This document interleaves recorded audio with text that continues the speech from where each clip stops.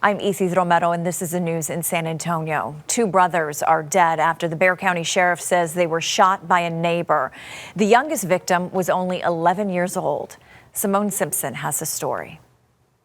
The two brothers who died is an 11-year-old boy and 20-year-old man, both at the start of their lives minding their business. When they were reversing their family's car into the driveway, that's when BCSO says 40-year-old Daniel Antonio Perez walked across the street and opened fire on them. Before we show you Perez's mugshot, let me show you the two lives investigators say he took away, 11-year-old Malachi and 20-year-old Draven. It's since been learned that he actually shot at two other siblings of this family that were at or near the front door of the residence. Thankfully, he missed them. This is 40-year-old Daniel Antonio Perez, who is facing capital murder charges, as well as aggravated assault with a deadly weapon charges. The sheriff says Perez shot the two in their driveway along Acadian Drive before 8 o'clock last night. The suspect then ran probably in about a quarter mile from the residence, where he was eventually apprehended, but in the meantime was actually calling 911 and speaking to dispatch personnel, letting them know what had happened and that he had shot some folks. Sheriff Salazar said Perez has no criminal history. The sheriff, along with the suspect's family, believes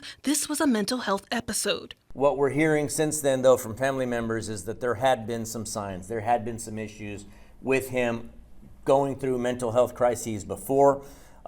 It's reported to me depression, possibly seeing things that were not there. Sheriff Salazar said Wednesday morning he only wishes the family reported his behavior sooner. Neighbors have set up a GoFundMe to support the victim's family that you can find on our site at kens5.com. Sheriff Salazar says neighbors told him that the victim's family is a generous one, sometimes feeding the neighborhood.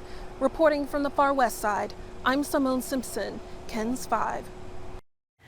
A community gathers to remember the life of a 2-year-old girl. Ariana Trevino Martinez died Sunday, just hours after disappearing from her San Antonio home.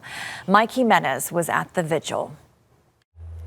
This is such a tragic case, such a tragic story, and there's so many in the community that are mourning the loss of this child. The death of 2-year-old Ariana Trevino Martinez has shaken the community.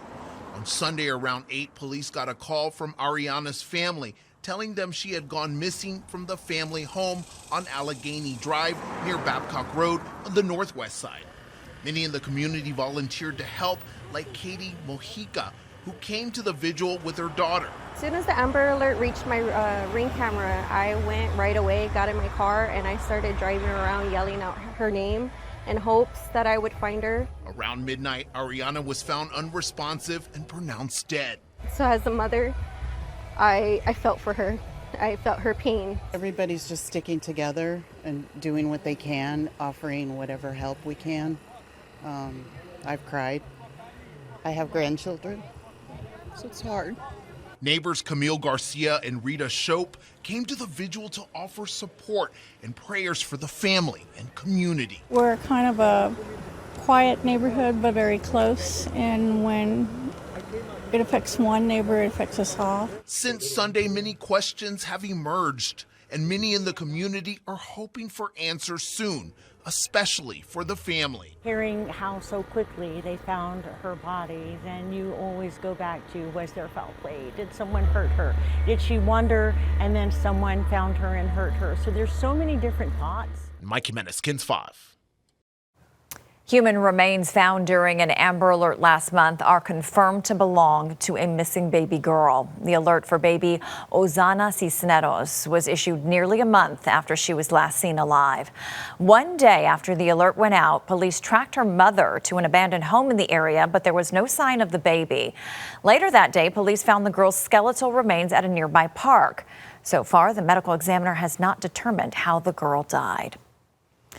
A Poteet mother is accused of leaving her 2 toddlers home alone. Poteet police say they got multiple tips this morning that Angelina Herrera left her 2 children home alone while she visited her boyfriend in San Antonio. Officers went to the home, but there was no answer.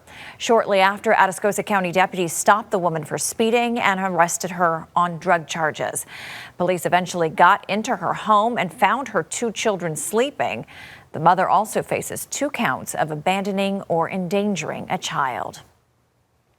San Antonio police are looking for the person who shot a homeless man at a busy north side intersection. Police believe it happened after the victim was banging on car windows. KENS 5's Vanessa Croy has the details in the case. Police are working at 2 different crime scenes trying to figure out what led up to this shooting, but they say there's still a twist. They believe the man who was shot may be the one that started it all.